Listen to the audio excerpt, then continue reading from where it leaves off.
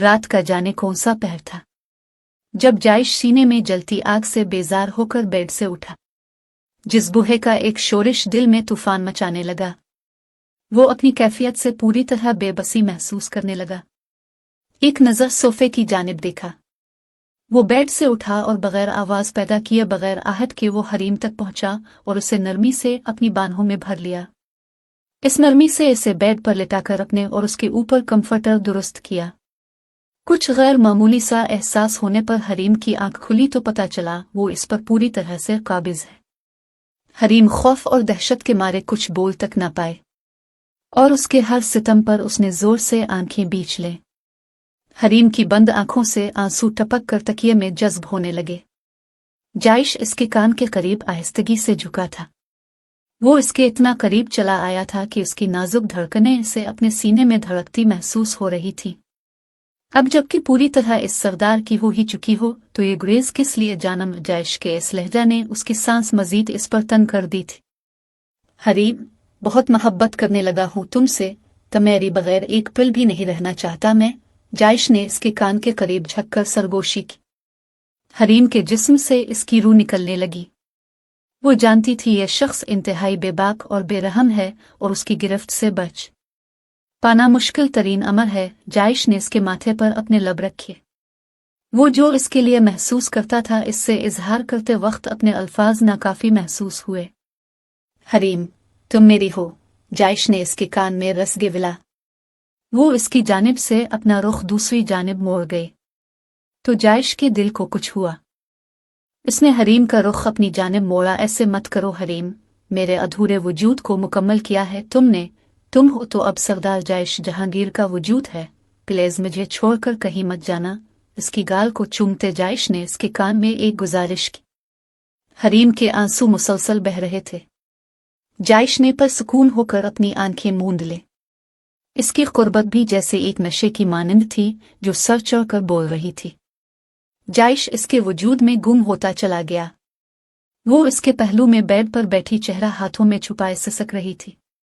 जायश भी अपनी जगह पर उठ बैठा तो वो अपने आप में सिमटने लगी।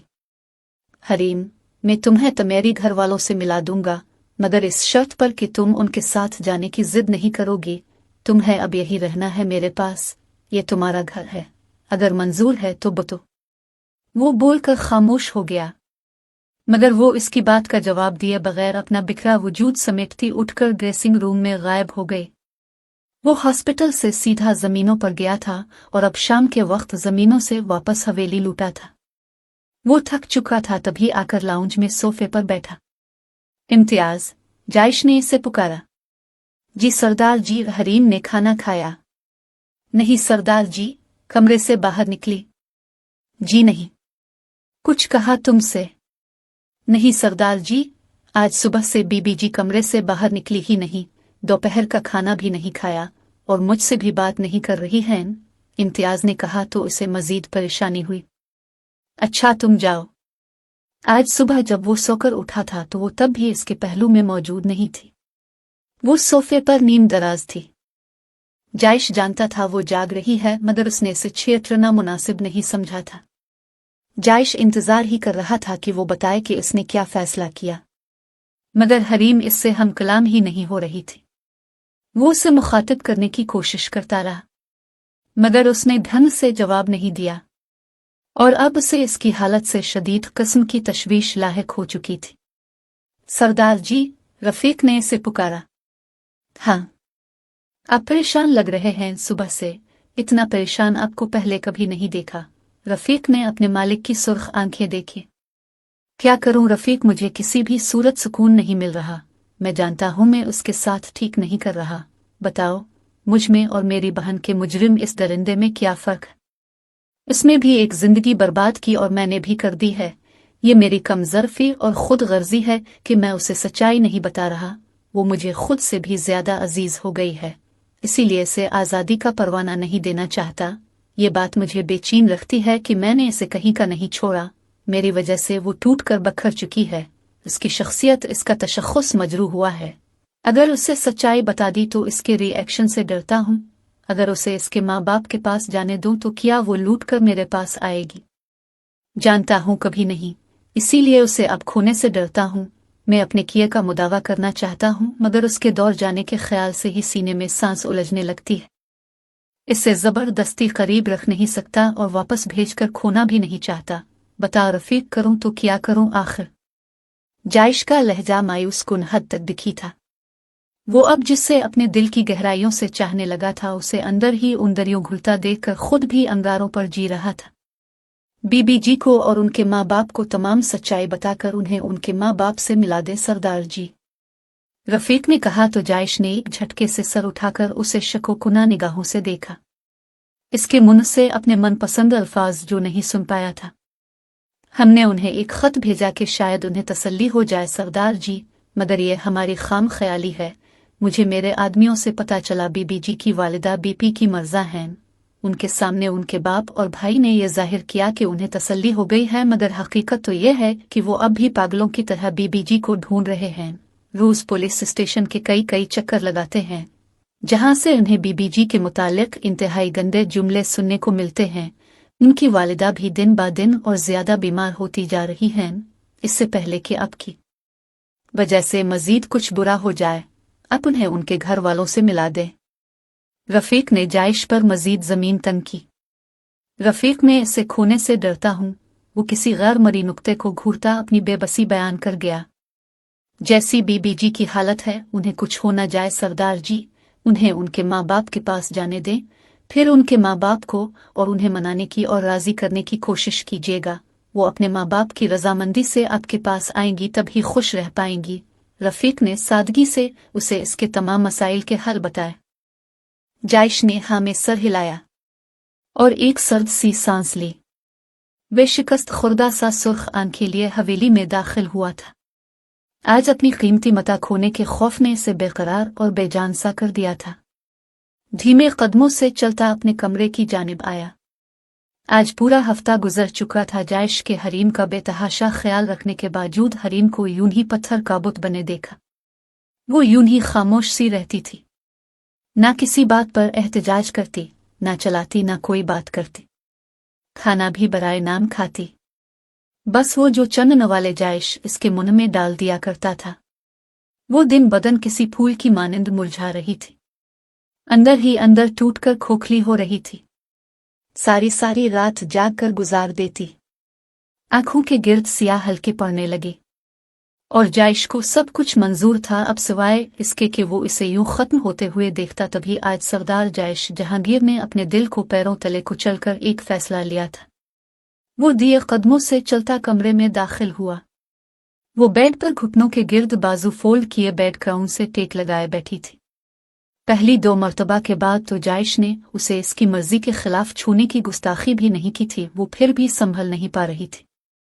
वो यूं ही धुआं चेहरा लिए धीमे कदम उठाता ड्रेसिंग तक गया और एक सुर्ख रंग का शोख लिबास इसके लिए निकाला। सुर्ख रंग पर हल्का गोल्डन काम, मैचिंग ज्वेलरी और मैचिंग सैंडल भी निकालकर सारी चीजें बेड पर रखी। वो अब इसकी जानिब मुतवज्जे हुआ। जायश ने इसके कंधे पर नरमी से हाथ रखा। हरीम, जायश की पुकार में आज तड़प थी। इसने खाली निगाहों से इसे गायब दिमागी से देखा। उठो और ये जो मैंने तुम्हारे लिए ड्रेस निकाला है, इसे फ्रेश होकर चेंज करके आओ, जायश ने कहा। वो किसी रोबोट की मानिंद चुपचाप अपनी जगह से उठी और ड्रेस लेकर वॉशरूम चली गई। शिद्दत जब्त की इंतहा से जायश ने अपने लब कुचले और अपनी मुट्ठियां जोर से बंद की। ज्यादा इंतजार नहीं करना पड़ा। वो 10 मिनट में फ्रेश होकर वो सुर्ख लिबास जेब तन किए वॉशरूम से बाहर निकल आए। गीले बालों को टावल लपेटकर सर पर जोड़ा सा बनाया हुआ था। वो वॉशरूम से बाहर निकलकर ड्रेसिंग के पास हाथ बांधकर खामोशी से खड़ी हो गई, जैसे इसके अगले हुक्म की मुंतजिर हो। जायश का दिल किया इस पत्थर की मूरत को आज झंझोड़ कर रख दे, मगर वो इस तक आया और इसे बाजुओं से थाम कर ड्रेसिंग के सामने खड़ा कर दिया। वो खामोशी से अपनी जगह पर खड़ी रही। जायश ने आगे बढ़कर ज्वेलरी का बॉक्स उठाया और गोल्ड की खूबसूरत नफीस सी ज्वेलरी बॉक्स में से निकाल ली। बॉक्स से नफीस सा नेकलेस निकालकर वो अब इसके ठीक पीछे बेहद करीब आकर खड़ा हुआ कि जायश की सांसों की तपश हरीम को अपनी गर्दन पर महसूस हुई, मगर वो अब भी बेतासुर चेहरा लिए निगाहें झुकाकर खड़ी रही। जायश ने इसकी शफाफ गर्दन में नरमी सी नेकलेस पहनाया। नेकलेस की हुक बंद करते जायश ने अपने सुलगते लब उसकी गर्दन पर रखे। मगर मजाल है जो इस पत्थर की मूरत में कोई हलचल हुई हो। अब जायश ने जानबूझकर इस बॉक्स से छोटे छोटे झुमके निकालकर उसके कानों में पहनाए।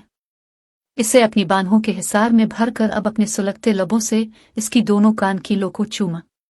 इस सुलगते लम्स के एहसास ने हरीम की सांस सीने में अटक दी। चेहरा खौफ से सफेद पड़ने लगा, मगर वो ढीठ बनी खामोशी से खड़ी रही। जायश ने इसके बालों से नरमी से टॉवल अलग किया। लंबे सिया घने शैम्पू की खुशबू से मुअत्तर बालों की आबशार कमर पर बखर गई तो जानश मजीद बेचैन हुआ। जायश ने इसे बाहों में भरा और उसके गिर्द बाजुओं का घेरा तंग किया। वो अब सख्ती से आंखें बंद कर गई थी। जायश इसके चेहरे पर नरम गर्म सुलगते लम्स छोड़ने लगा। उसने अब भी कोई रद्द अमल जाहिर न किया। अब तो तंग आकर जायश ने इसे अपने बाजुओं में उठा लिया। इसे बेड पर लिटाकर इस पर किसी साए की तरह छा गया। हरीम ने अब भी अपने मुंह से एक लफ्ज भी अदा नहीं किया था। जायश ने इसकी शाह रग पर अपने लब रखे। इसके बाद इसकी बेबाकियां और गुस्ताखियां बढ़ने लगी, शिद्दत इख्तियार करने लगी। मगर वो किसी बेजान चीज की तरह बेड पर लेटी रही जिसके ना जज्बात होते हैं न ही एहसासात। जायश ने इसकी आंखों में देखना चाहा जो बेतासुर और सर्द थी, और जायश की बर्दाश्त भी बस इतनी ही थी। वो इसके ऊपर से उठा था और एक जोरदार झटके से उसे बाजू से खींचकर बेड से उठाकर अपने सामने खड़ा किया था। हरीम, ऐसे मत शो करो जैसे तुम कोई पत्थर की मूरत या कोई बेजान गुड़िया हो। मेरा खिलौना नहीं हो तुम। ऐसे मत करो खुदारा। वो इसे झंझोड़ कर धरा था। हरीम ने खौफ के मारे अपनी आंखें सख्ती से बंद कर ले और मुट्ठियां भी जोर से भींच ली थी। ऐसे कबूतर की तरह आंखें बंद कर लेने से खतरा सामने से टल नहीं जाएगा। मुझे मालूम है यहाँ आने से पहले तुम बहुत बहादुर थी, तो फिर क्यों चुपचाप मेरा कहा मान रही हो? एहतजाज करो, चीन खू चलाओ, मुझे कोसो, बद्दुआएं दो, मगर ऐसे खामोश मत रहो। जायश ने इसे फिर झंझोड़ा मगर उसने फिर भी कोई रद्द अमल जाहिर नहीं किया था। आंखें खोलो और मुझे देखो, जायश इसके कान के करीब हो रहा। वो यूं ही इसके बाजुओं में हल्के से कपकपा रही थी। मैंने कहा आंखें खोलो। जायश ने फिर उसे झंझोड़ा। हरीम ने बमुश्किल अपनी आंखें खोले। इसके चेहरे पर अब भी खौफ के अलावा कोई तासुर नहीं था। जायश ने इसे बाजुओं से थामकर बेड पर बिठाया। खुद घुटनों के बिल इसके पैरों में बैठा। जायश ने इसके दोनों सर्द हाथ अपने हिद्दत भरे हाथों में मजबूती से थाम लिए। जायश ने उसकी सहमी हुई आंखों में झांका। सुनो हरीम, जानना चाहोगी मैं तुम्हें यहाँ क्यों लाया? तुम इस जिंदान में कैसे पहुंची? सिर्फ और सिर्फ एक गलत फहमी की भीन चली हो तुम। आज मैं तुम्हें सच्चाई बता देता हूँ ताकि मेरे दिल में कोई गम ना रहे। अगर सुनने की हिम्मत है तो सुनो। मेरी बहन अनाबिया को किसी दरिंदे ने धोखे से बर्बाद कर दिया। मैं उसकी बहन को नुकसान पहुंचाना चाहता था। इस दिन पार्लर में 2 हरीम थी, एक उसकी बहन एक तुम, और मेरे आदमी गलती से तुम्हें मेरे पास ले आए। वो बोले गया। वो फटी फटी निगाहों से उसे अपने हर जुर्म का एतराफ करते सुने गए। बेयकीनी ही बेयकीनी थी। कोई इतना खुद गरज कैसे हो सकता है? इतना जालिम, इतना सफाक के महज अपनी गरज की खातिर ही उस पर उसकी जिंदगी तंग कर देता। जायश बोले गया जब अचानक हरीम ने उसके हाथों से अपने हाथ यूं छुड़ाए जैसे वो कोई इफरीत हो। हरीम, जायश ने बेबसी से उसे पुकारा। खबरदार, अपनी गंदी जुबान से अपने मेरा नाम लिया। वो चलाए। हरीम प्लीज। जायश ने इसके बाजू थामने चाहे।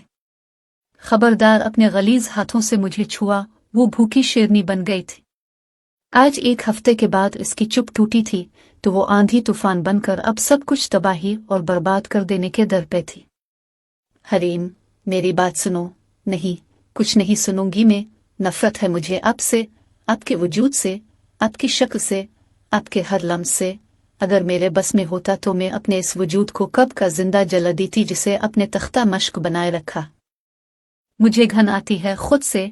वो अब फिर पूरे कमरे का हश्र बिगाड़ती बिलक बिलक कर रो रही थी।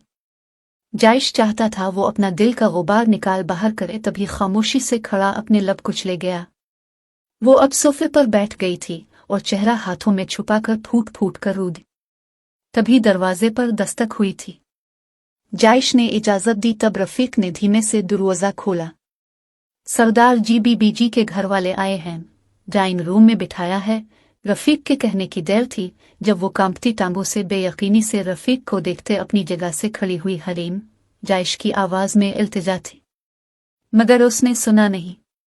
वो हर बंधन तोड़कर रफीक को पीछे की जानिब धक्का देकर बाहर भागी थी। हरीम संभल कर वो इसके पीछे भागता उसे अंधाधुंध सीढ़ियां उतरते देख तड़प कर बोला था, अम्मी, बाबा। वो हल्क के बिल चलाए। सलमा बेगम, यूसुफ और इमाद इस बड़ी से हवेली में बेचैनी से दाखिल हुए थे। आज सुबह ही वो एक जवां साला शानदार सा शख्स उनके घर आया था। हाथ जोड़कर मुआफी मांगते सरदार जायश जहांगीर ने उन्हें तमाम हकीकत बता दी थी। तब इमाद इससे दस्त दराजी करने लगा, मगर यूसुफ साहिब ने उसे रोक दिया। वो उन्हें तमाम सच्चाई बताकर अपनी हवेली का पता देकर आया था और अब वो लोग हवेली में थे। रफीक ने उन्हें इंतहाई एहतराम से ड्राइंग रूम में बिठाया था। अभी ज्यादा देर नहीं हुई थी उन्हें बैठे हुए जब अपनी नाजुक सी गुड़िया की बेकरार आवाज उनके कानों में पड़ी। हरीम, सलमा बेगम बेकरार हुई। तब वो पूरे एक हफ्ते बाद उनके सीने में आकर समाई थी। यूसुफ साहिब, सलम बेगम और इमाद इसकी हालत देखकर सदमे से दो चार हुए थे। ये उनकी वो नाजुक सी गुड़िया तो नहीं थी, ये तो मुरझाई हुई सोगवार सी लड़की कोई और ही थी। हरीम सलम बेगम और यूसुफ साहिब के सीने से लगी बिलक बिलक कर रो रही थी।